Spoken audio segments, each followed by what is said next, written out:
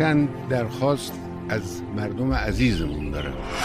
یک درخواست این است که از توصیه ها و دستورالعمل های مجموعه های مسئول تخطی نکنند.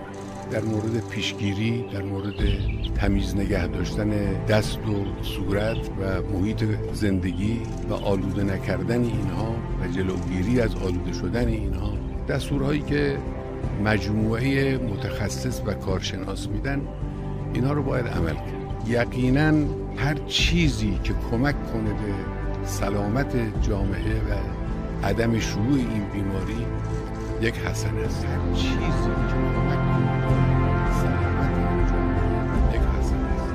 نقطه مقابل هر چیزی که کمک کنه به شیوع این بیماری سیئه است.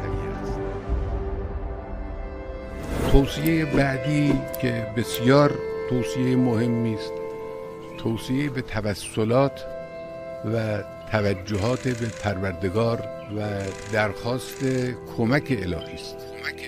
این یک امر لازمی است و موارد متعددی در قرآن هست که ما رو دستور میدن در مقابل حوادث گوناگون دست توسل بلند کنیم به خدای متعال، از خداوند متعال بخواهیم.